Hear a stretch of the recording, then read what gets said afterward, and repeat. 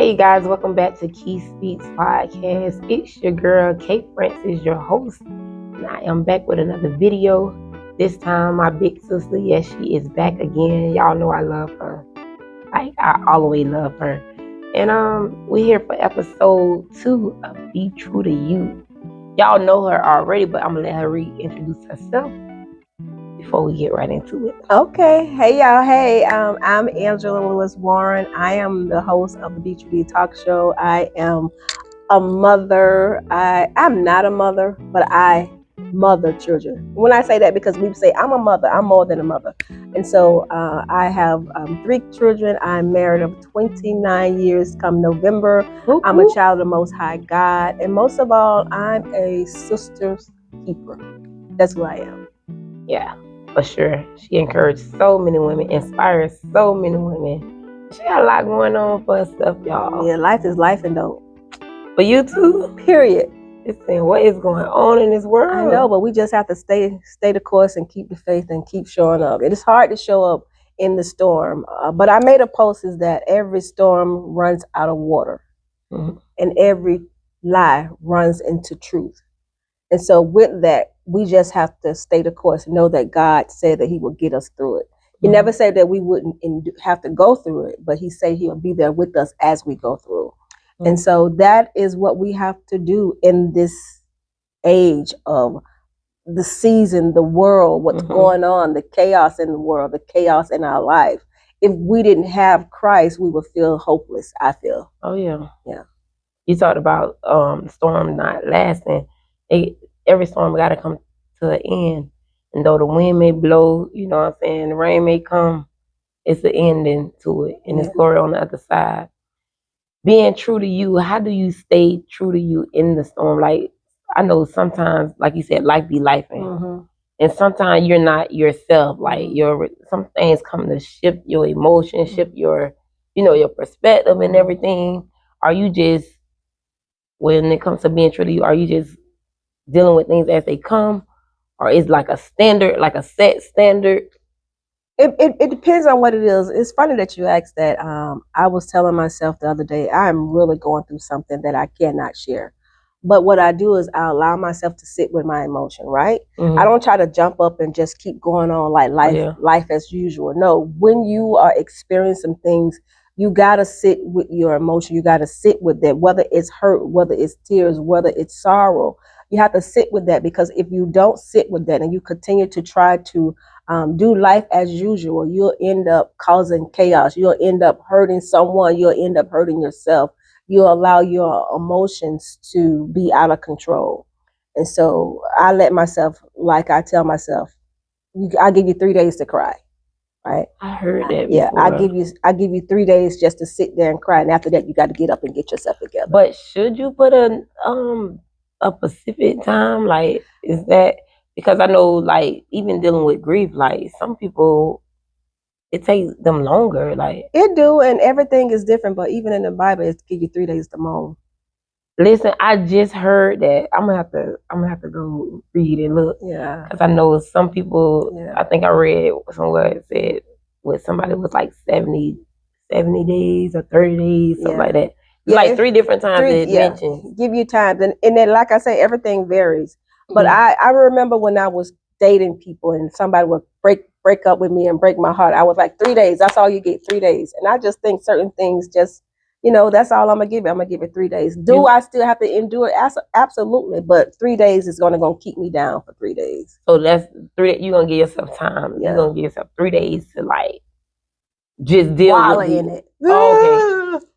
Well, I think that's good to give yourself some time, because I know growing up, not that I personally been taught, but hearing like you gotta keep going, you get knocked down, you gotta keep going, as if like it ain't never happened. No. Or like even when it come down to ministry, they tell you like even if you're going through, like you still gotta get up and minister or whatever, no matter what. Like put that to the side and still go forward, because somebody might need to use you or whatever. I mean, somebody might need your testimony or whatever. You know what I'm saying? So it's been taught to keep moving, like they want us to keep moving, but at the same time you can't change any things you're not willing to confront, right?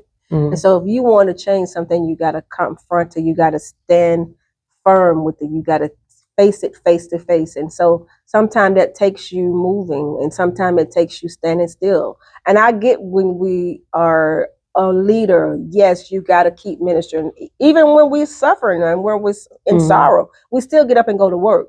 We're not pretending that it's not happening. We're not pretending that we're not going through things. It's just that we know how to move in the midst of the storm, right? Because in a storm, you don't stay still. You talked about the storm brings the rain, the wind, but in that, the wind caused things to shift, right?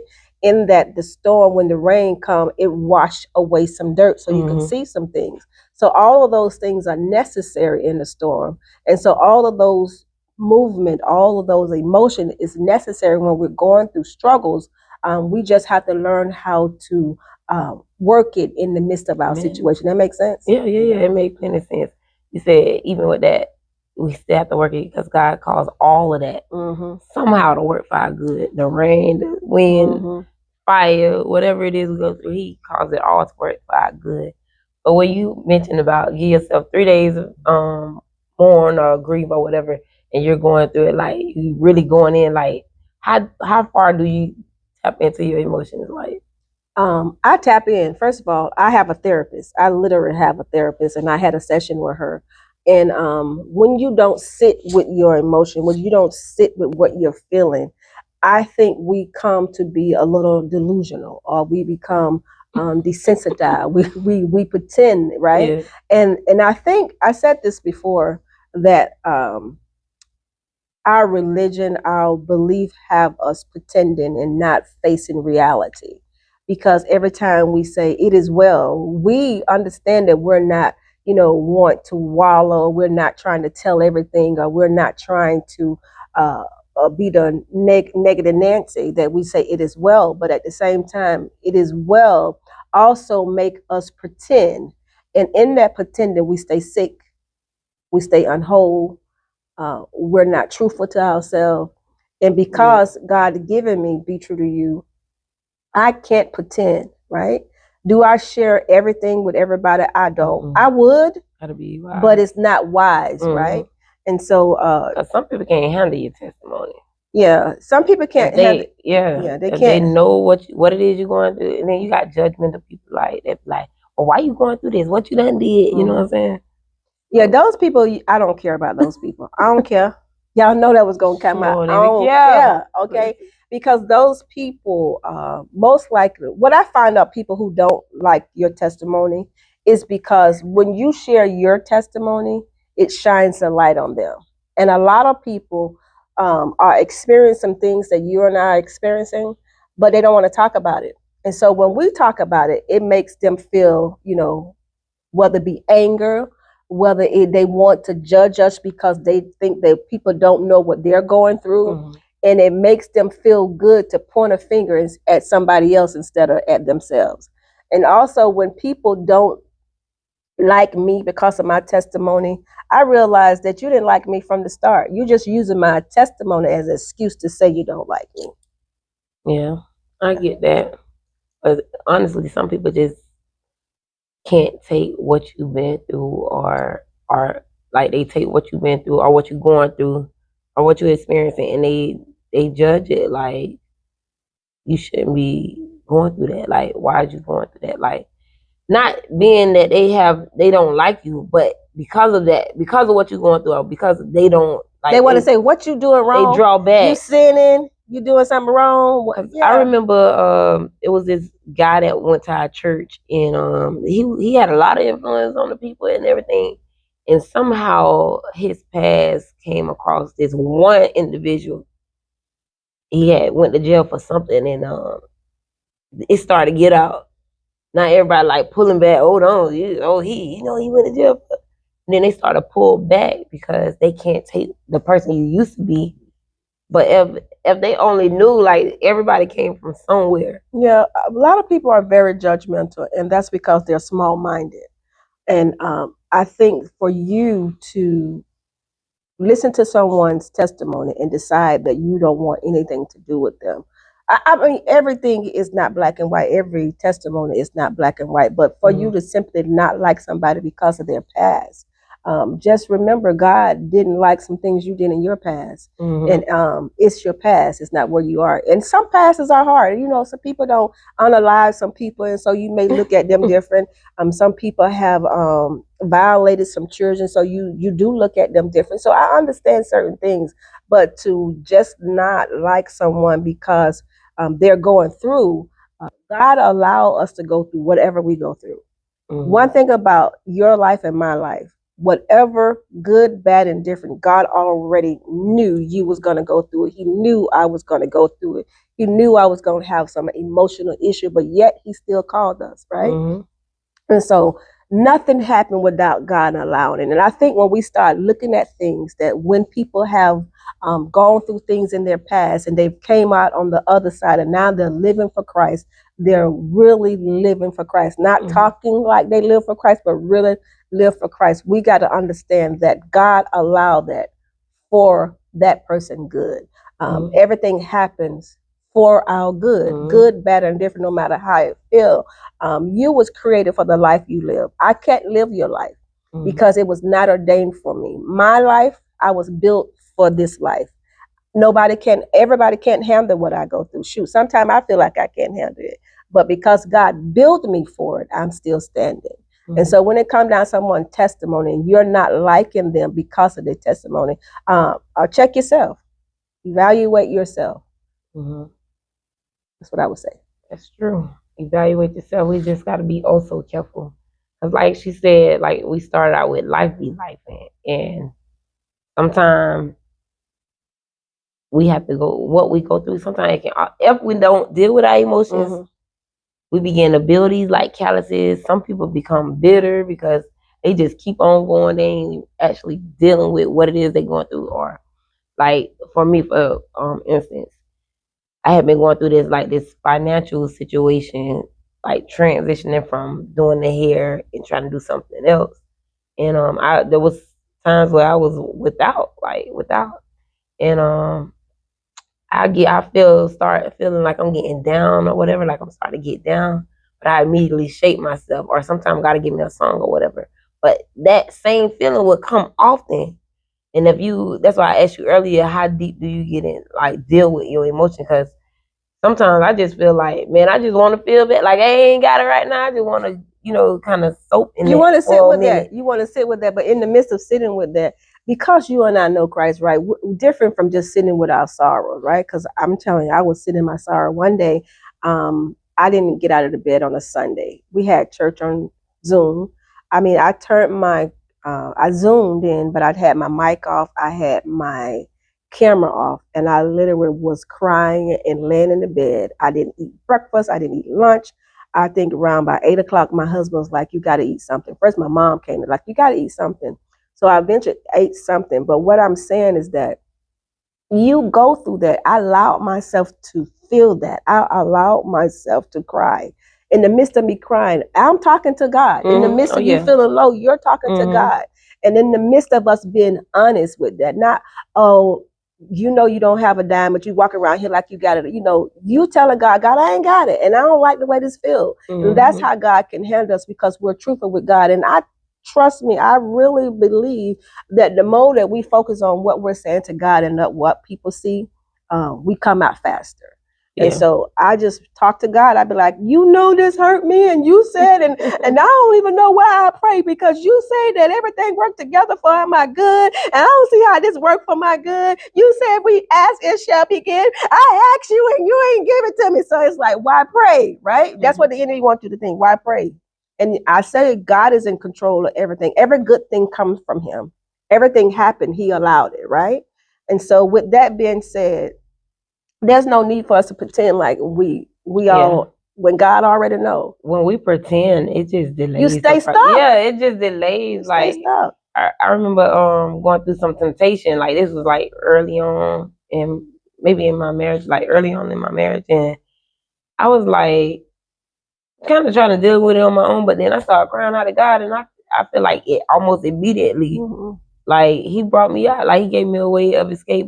Took that took that away from me. You know what I mean? That's my favorite. But it's He'll like provide a way of escape. Yeah, it's like the more we try to just deal, because we got like he's right there waiting for us to like acknowledge him or to come to him, cry out to him so he can move on our behalf. We be trying to like cover it up and deal with it on our own. In our own strength. We're not strong enough for certain things.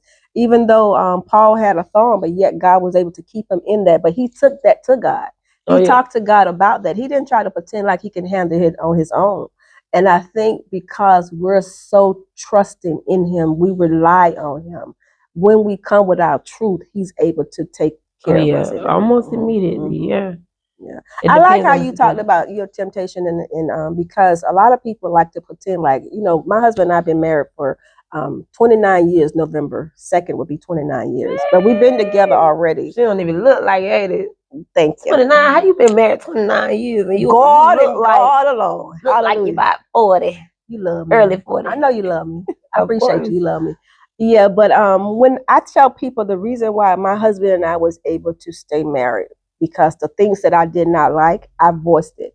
And good, bad, and different, I would tell people like when we would have settings, we would have like marriage counseling. Because why have marriage counseling? Why have marriage retreats and have marriage events when nobody want to come and tell the truth? Everybody want to act like everything is rose and everything is good, and they each other best friend from the first time they got married. No, I didn't like a lot of things. And then me telling that not only was he aware, but God was aware. And because I trusted in God, those things that was irritating me, those things that was irritating him, I too had temptation. I too would look outside and think, what if, you know, not do it, but what if? And so if I wasn't truthful about that, then the enemy would have ruined my marriage. And I know they say when you think those things, you might as well do it. But that's what the enemy wants you to think. Ain't it? No. Because he like to insert thoughts like where that come from? He rebuke it. If that was the case, he would say, cast down every high imagination that exalts itself against the knowledge of God. There's no way, like, well, our job is not to not think, like make sure but when that thought do come, we cast it down. Like he gave us power because the enemy can insert little thoughts. And we human, sometimes those thoughts ride a little bit. You ride a little bit until you start like, wait a minute, snap out of it. But you're only able to, I don't know about everybody else, but I'm only able to snap out of it because eventually the word of God started replaying in my head. Yeah, and you gotta prove that what is good and perfect will. Like you gotta see if it's of God. And the minute you know that it ain't, then that's when you know to pull it down. True that. But it's when you entertain them thoughts. You for too get yourself in trouble. You don't get yourself in trouble. For too long. So y'all remember that, like, you know, our mind is our own, but the enemy has a way of inserting little things in our mind. And a lot of times we know right away that it ain't our own thought. But them other times when he brings something that's a little entertaining, you want to kind of go with your imagination. You gotta see if it's of God, and you gotta immediately tear it down. Do not entertain it. I say that to say this. I went through some molestation as a child, and it didn't happen like it was like years after that. I was laying in my bed one day, and my little imagination went to rolling or riding or whatever. Now, mind you, I grew up in the church, so for a few minutes I was like, let me see what is going or whatever. And then when I got ready to do something, act on it, I was like, oh no, this ain't a God. Gotta get yourself together really quick. You know what I'm saying? But I do believe if I would have entertained it, it would have built a behavior that was not of God. And I probably would have found myself in a lifestyle that I shouldn't be in. Mind you, I'm married at the time. The enemy trying to come in any way that he can. This is the beginning of our marriage. So it's like when it's something great, the enemy gonna come. If it ain't God ordained, or if it ain't something that got a lot of potential, then the enemy ain't gonna bother you. Yeah. Especially if you're using it for Christ. Oh yeah. If you're using it as it's gonna shift some mindset, if it's gonna change some people direction and lead them to Christ. Yeah, he wanted to put a stumbling block. He want to put anything in the middle of it to make you not do that. So yeah, he wants you to give up. He wants you to throw in the towel. He wants you to quit. He wants you to tip. And then he wanted to go back and tell God, see what she did? You see what he did?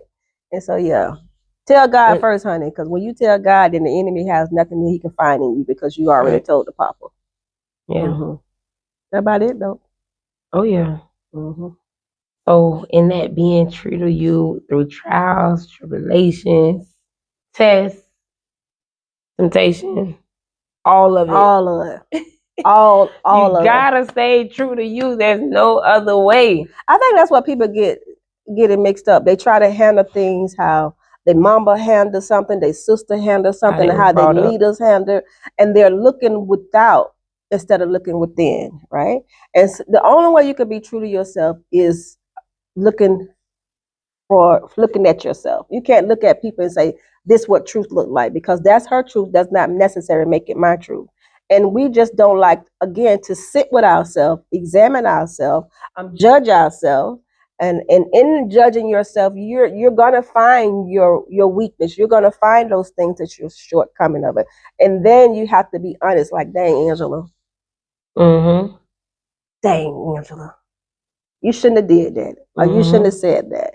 And then how do I correct it? I correct it by being honest about those things that I thought or those things that I did. And then we move forward. But if you pretend, you're going to stay stuck again. We say And that you're going to sometimes stay you stuck. gotta go and apologize. You know what? I was wrong for that. I might have acted a little. I could have handled that different. Yeah. I think people respect that, and that's how you become so impactful. Like you impact a lot of people with just you being true to you. Like you're very impactful. Like, and I just believe that if we all could just be true to ourselves, it'll give a good and a positive effect on others. Yeah, I think that we always say that we're created in his image. We always say that he knew us when we was formed in our mother's womb. We say that he know the thoughts. What's that? Ephesians 3:12. He's able to do exceeding abundant above all we may ask or think, right? And we forget that we don't have to say anything simply because we thought it. He already know. And I think we don't understand, if we can just remember what God says to us and about us, we can move better. That's true. That's true. We say we don't care, but we care more about what people say about us than what God says about us. To a certain extent, because I ain't gonna lie. Sometimes I don't care for real, y'all. Sometimes I feel like maybe I should care. Like, you know, you go through certain things. Like, you know why you care? It's the people that's involved in the situation that cause you to care a little more. Yeah, because and depending on how it affects them. Yeah, that part. Because you really don't want to hurt them. But if you can just be truthful, if no one would be recipient of how you respond, you wouldn't care. Like, I don't care. And usually I really still be mindful about how I show up, be mindful about what I say, but at the end of it, I'm still going to be true to myself. I'm not going to deny me. I'm not going to allow something to destroy me just to save face with you. Yeah. I'm not going to do that. Yeah, I'm not going to do that. And so and you also not walking around like with pride or a haughty spirit or whatever. You don't care to the point where what I put on. Sometimes what I put on, people may feel like, oh, you're a youth pastor, or you this and that. You shouldn't wear certain things. Like, I don't care. I don't care when it comes to that. Like, if it's like, I'm not gonna just be putting on anything. Come on, you're not gonna go to church with it. You're not gonna do a different function, but you, as far as how you show up in your authentic life, you dress for you. Yeah, I like the way you dress. I don't care to the point where I'm gonna let you dictate what I should wear. Like, you know, growing up in holiness, they want you to wear the long dresses with the stockings and things. I'm not gonna let you dictate that, because like, I need to be comfortable, and I don't need to be so in my emotions with what I got on, because you feel like I need to wear this. It's hindering me from worshiping. You know what I'm saying? It's consuming my mind and thoughts, because I'm so uncomfortable. And so there is times when we would be in uncomfortable situations, but like, I don't feel like what I have on have to have something to do with me worshiping. Like, most of the time, it's have something to do with the person that's watching you and what their expectations, their expectation, their religious belief. They want to portray, they want to bestow on you, and you don't have to buy into that. But me personally, I love your style. It's called street style, and I love the way you dress. And I think it goes so well with the personality and the people that God has called you to. You know, they like, for instance, people say, I heard this lady on live, And I know she was talking to me, and she was like, people feel like you shouldn't be a prophet or a pastor because you so playful. And although you Some were people talking like to that me, for real. and I realized, I was like, oh, this is why people don't invite me on their pulpit. This is why people, and then I said, I don't care. I don't care because I don't can't care help it. because this is me. I mean, and I want I'm the not doing real that. you. I want somebody you for like. What's the fun in that? Yeah, and sometimes people feel like because you live for Christ or because you're a leader, you can't laugh, you can't enjoy life. You got to be walking around here with a blessed and holy favor. I'm telling you, this is why I didn't ever want to accept my calling, because I remember telling God, I don't talk like that. I don't act like them. I don't dress like them. And he was saying, that's how Angela, Be True to You came up in my closet, I'm telling you. And because of that, I'm never going to let anyone change me. If you don't invite me, fine and dandy. You don't. It's okay. I remember a time when they be like, "Not the youth pastor, not the pastor daughter." Yes, he called me. Mm-hmm. I was like this when he called me. Mm-hmm. Yeah, there's some trends. I done got mature. There's been some transformation take place in my life. Mm-hmm. But he called me before the transformation. Period. He called me before, like, so yeah. If God said you gonna be, girl, this, they gonna talk about that. You and your wig, your color, and it looks so good on you. They talk about me and my. Come on, give me some.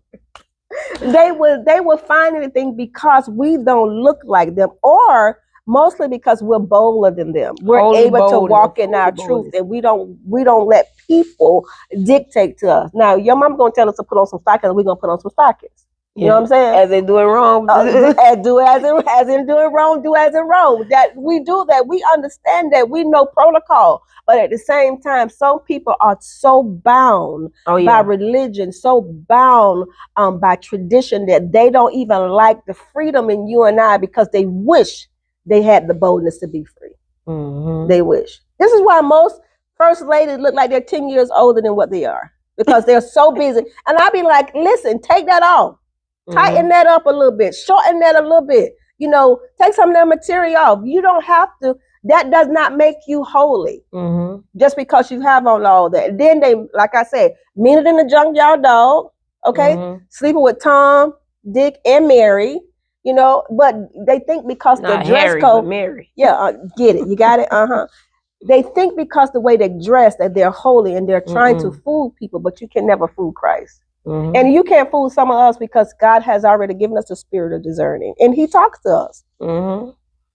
And some of that was like for those times back then. God used, and He created us as individuals to use our personality, use our style, whatever it is about us. He intentionally created us that way to use that for influence or however. No, we ain't trying to be like the world. We are. That's what holiness is, being set apart. So we are set apart from the world, but we also have special and unique things about ourselves that God used. So we can't be like Mother Jane and them back in the days. Who we gonna draw to Christ being like that? Yeah. He say, let your light so shine. Right. Yeah. And there's some people, Keith, that's only going to come to you because there is something about your personality, be it your dress, be it your way of speaking. They're only going to come to you. And also because your name has already been called to bring those people in. And so it's going to be you that's going to win those souls, not me. I have souls that I'm going to be responsible for, and vice versa. And in saying that, we never want people to think that we're against the church. I love to tell, I hate for people to think, because I don't think all the way like them, but I am the church. And I do believe in protocol. I believe that certain things is what it is, and we're not coming against anyone. And I think everything should be done in decent order, and everything should be done in balance. And so just because I don't dress like the average first lady does not mean those people are wrong. Maybe that's how God has called them. But I do, but I do believe some people are just afraid to be themselves. When you ain't just like, it's like, who are you helping? Some people need you to be you. You know what I'm saying? Because it frees a lot of people. Like, but if you ain't free, you yourself will hurt somebody. Then you keep pretending until you get it together. Because some of the stuff that people are doing and not showing will cause the babes to turn away from Christ, because they know they're not living right behind closed door, so they pretend in front of the. Yeah, don't be all out here in the spirit of operating in the spirit of rebellion, just rebelling against God and being true to you. Yeah, I'm just being me. No. We ought to be like Christ. Yeah, like Christ. Right. Yeah, don't get out there and say them two ladies on that podcast say just be no. We said in decent and in order. We said make sure you have a relationship with Christ. Make sure you're following the voice of God more so than men. But then make sure your voice line up with the word of God, because you can't be saying I heard the Lord say and the Lord ain't say that in the word. Yeah, because if it ain't in the word, it ain't of God. I'm just saying. And when they say the Lord say judge by stop. That's what we got to stop doing. Which part? Running to all these prophets and like just opening ourselves up to all these so-called prophets. Well, first of all, prophets don't come to me. I could be in a church with 5 people. Everybody gonna get a word except for me. I could be in the church with 100 people. If they gonna give a word to everybody, they ain't gonna skip me. Okay, so they know you judging that prophecy by the word. And I ain't lying. The whole while somebody is giving me the word, I be like, the spirit of truth. The spirit of truth. I shabba about the spirit of truth. And I say it out loud. Yes, shabba, the spirit of truth. I thank you, Lord, for the spirit of truth. You actually be saying the spirit of truth? The spirit of truth. Don't lie on me. Y'all. The spirit of truth. You be telling the people I be like, oh God, I thank you for the spirit of truth. Hallelujah. Thank you. But I be serious. I be like, God, I thank you for the spirit of truth. I thank you for the spirit of truth. I thank you for your word. You're not going to just spirit anything on me. And then sometime what I do, if I ever 5, 10 times get a word, I always, even if I don't receive the word, I say, God, if that's you, reveal it to me. Because, sometimes somebody could say something to me and I'd be like, that ain't me. No. But I always go back and ask God to reveal the word to me. Yeah, have to. Because sometimes it can be way off. Like, you don't see it. Because I won't see it, but my face will tell it. I'll be like, I'll be trying to. Yeah, you'll be mindful. But I always want.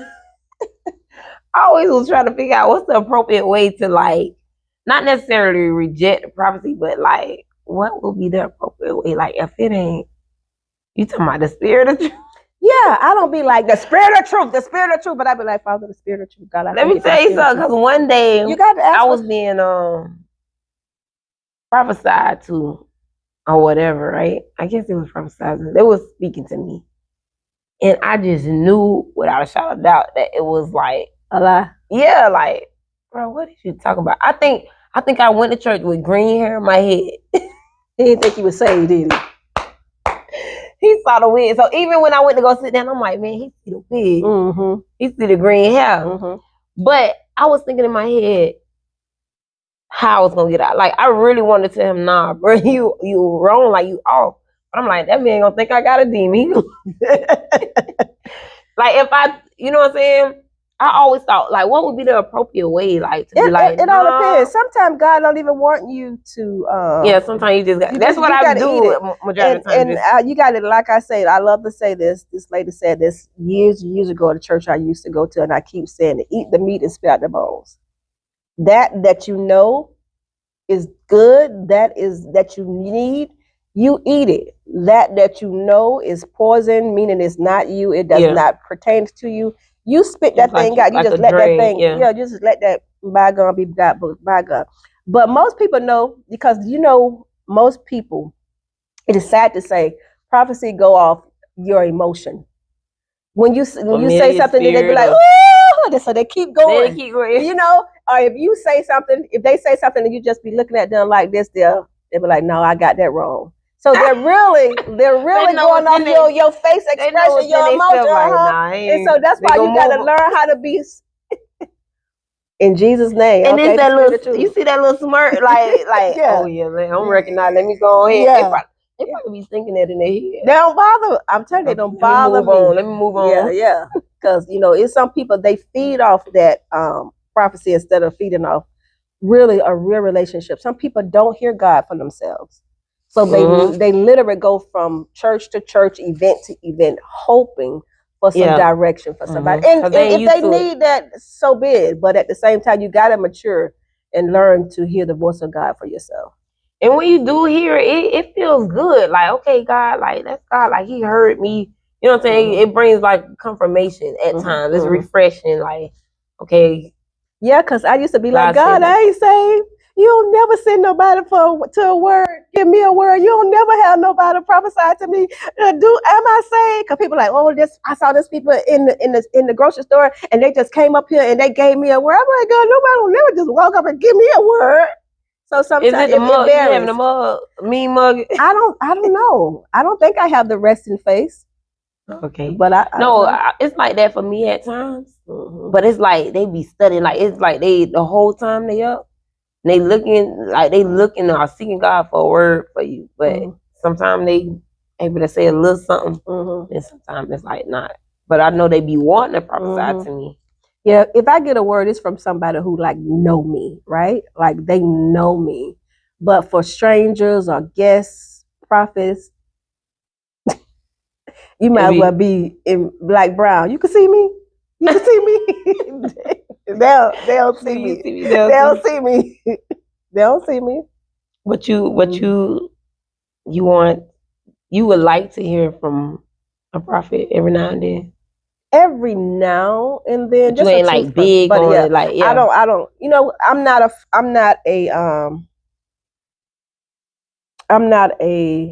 flunky. I am not a groupie, right? So I don't chase the unpopular people. I don't chase words. I don't chase superstars. I'm okay. I feel like, you know, I'm just important as anybody else. So when it comes down to prophet, I don't run after a word. I don't. I feel like if God wants me to get the word, he's going to give it to it. It could be just, you know, me and you in a conversation and I'll use you to say something. Then I knew he brought me a word. But as far as looking at it through the, you know, going from one event to another one and paying for it, I ain't doing that. Oh, yeah. Yeah, I'm okay. Yeah, because you got nowadays people like, come on, come in. Like, we going to have a prophet. Like, come on. Like, prophecy so big. Like, that's true, too. They build relationship, programs off, we got this prophet coming in and wanting.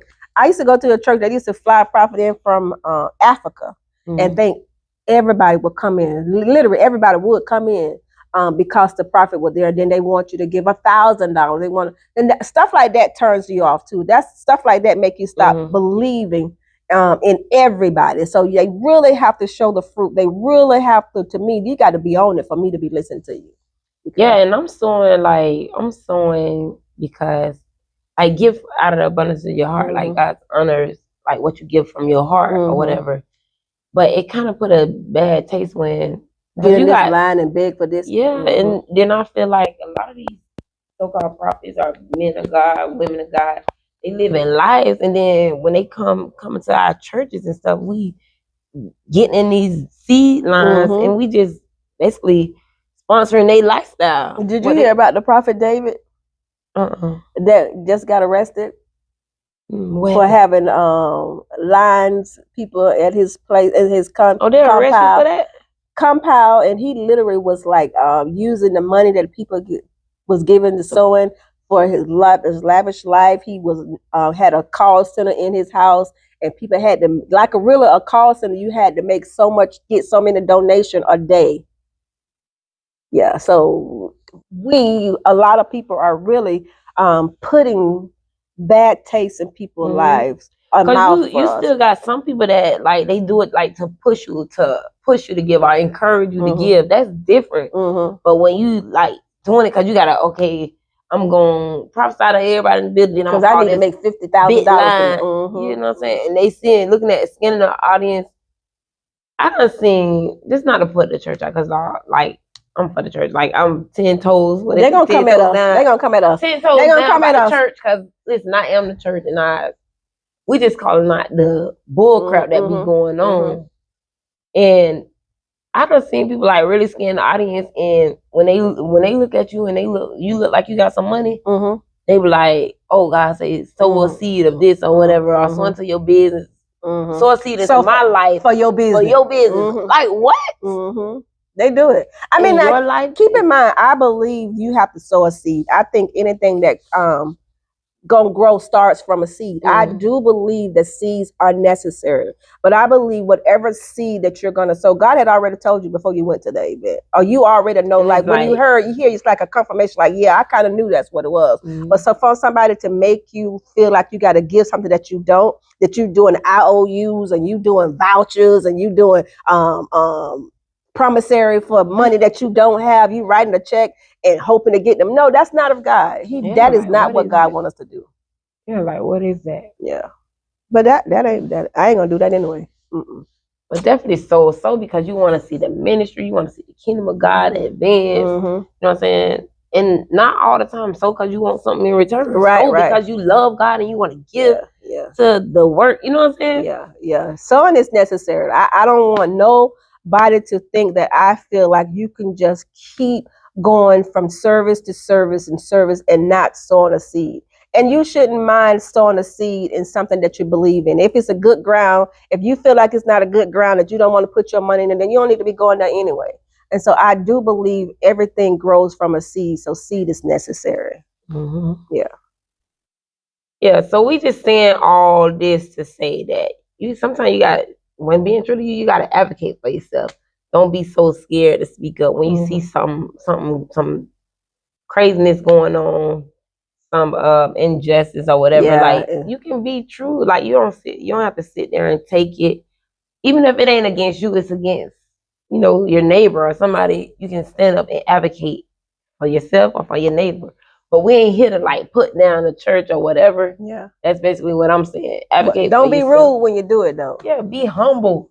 Yeah, be humble and be led. Listen, be led by the Spirit of God.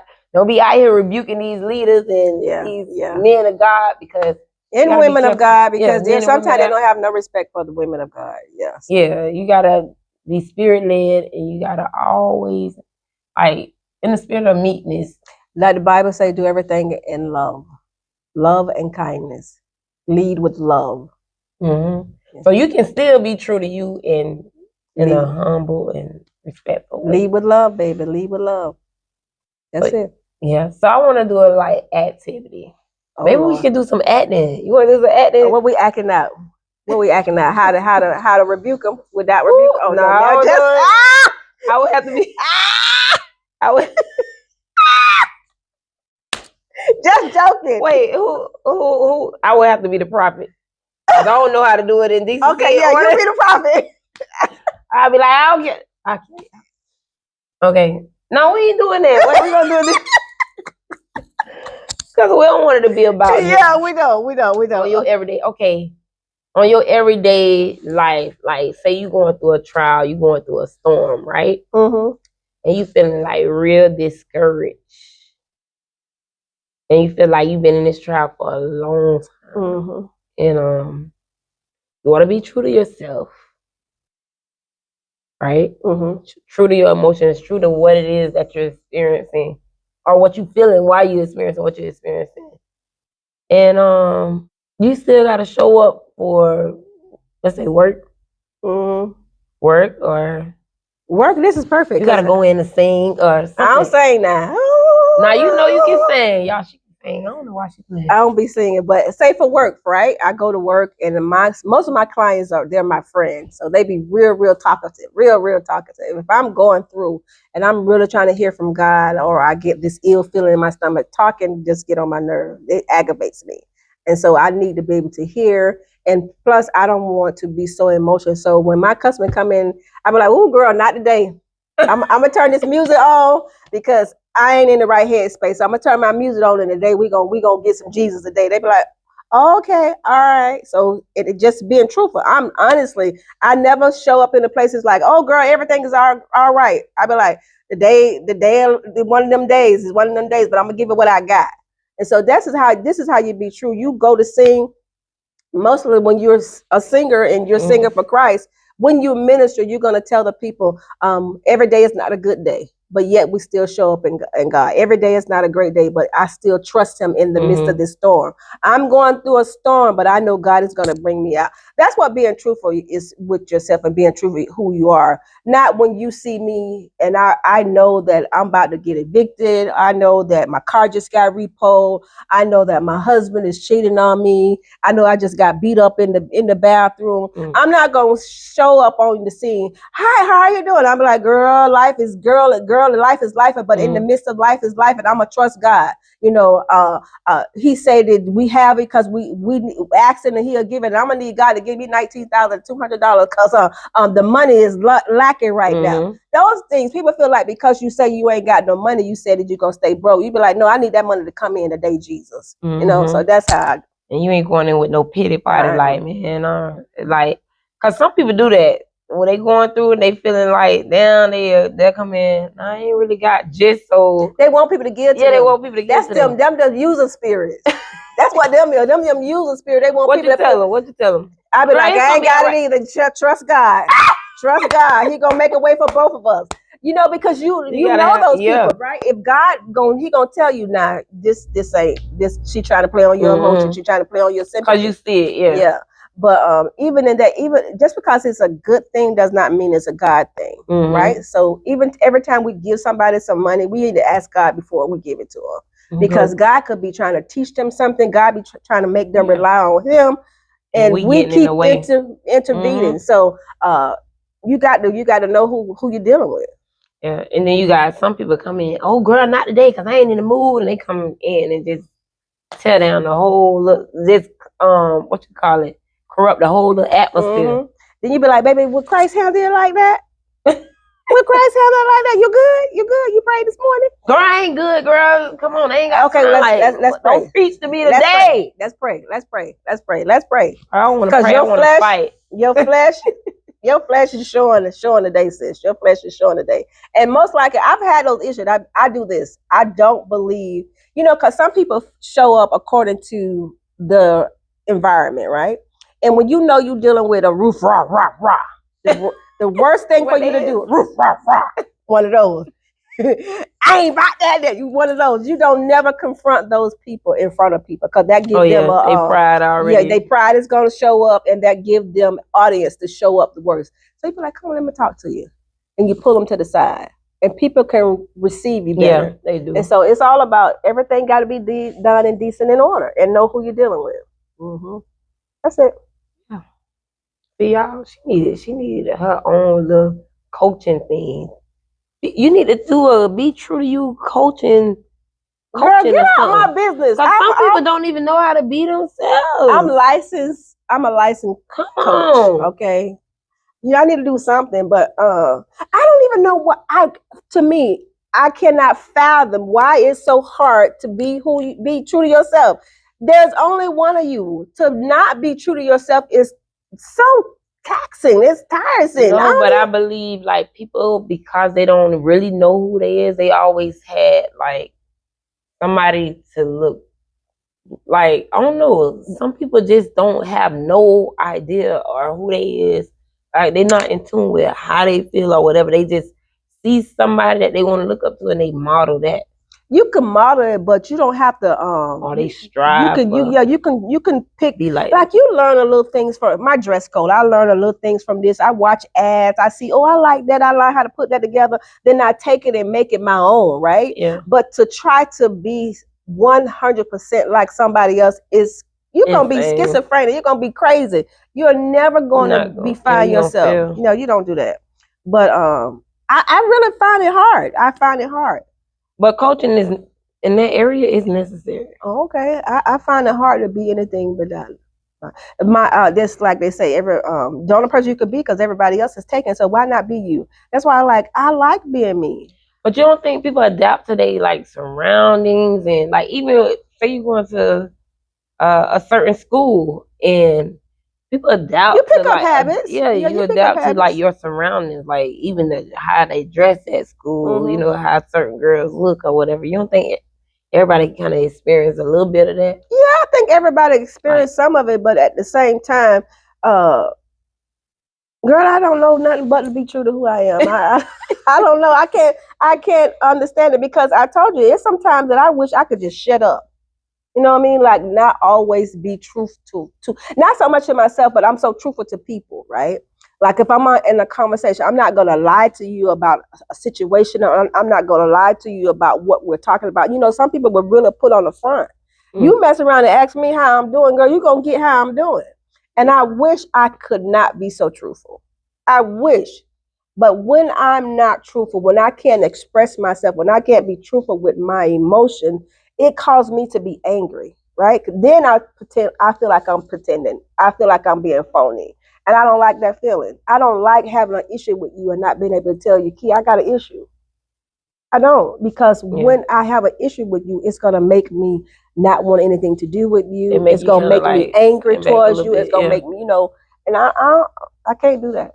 And it should be like that for everybody. I remember talking to two of my close friends, and it's like, one of my friends have like this way about herself, and we able to discuss it, but it's like we don't feel like we'll be able to share. Like some people, you can't share things. Like you can't tell, like sis, because they're not mature enough to handle it. Yeah, I get that. Sis, I think you need to get some glasses. Like you can't see. Yeah. Or sis, like it's like you have a hard time hearing this. Like now, maybe you should go get your ear checked. Why we can't just be real and tell the person that? And when you can't be real with somebody with something like that, are they really your friend? Or why we feel like we can't? Right. We might can. It's just us feeling like. Yeah. I just think that when you're true friends, siblings, I fight with my sisters all the time, right? But those are my sisters. I'm there for them. They're there for me. We don't think alike. We don't do everything alike, but I'm able to tell them when they get on my nerves and vice versa. We may not be like, you get on my nerves. But we may be like, well, why you ain't have to say it like that? You know what I mean? You still do things, again, in decent and order. You're still mindful how your tone, you're mindful how you deliver, but you still got to deliver. Deliver it with decent and order. Yeah. Yeah, man. So, that's it. Me and my sisters, this is what we do, y'all. We get together, we chat it up.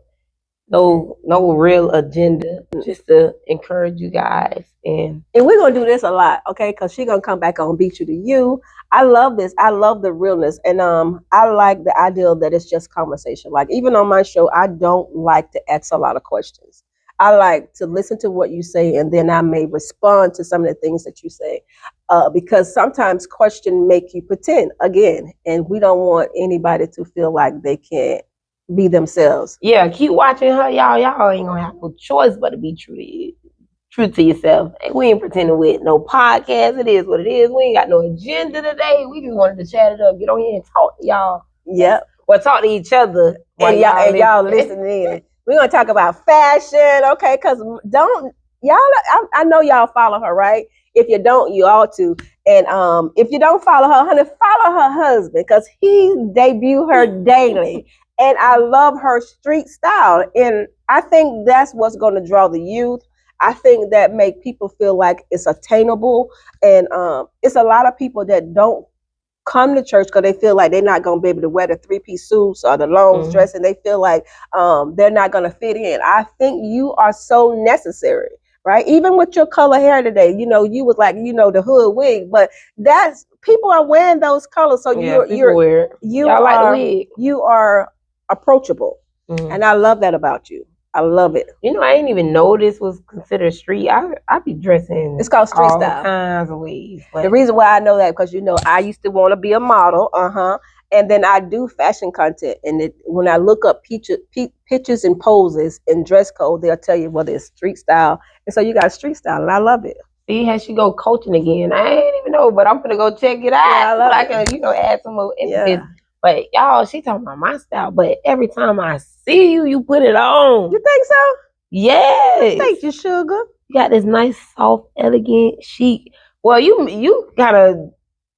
It ain't no one way you coming. Like, according to the event, like, you put it on. Thank you, sugar. So y'all heard her. She got her fashion thing, fashion sense that you do.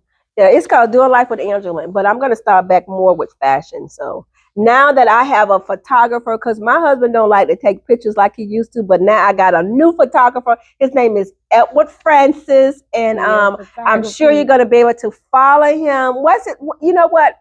What is his business name?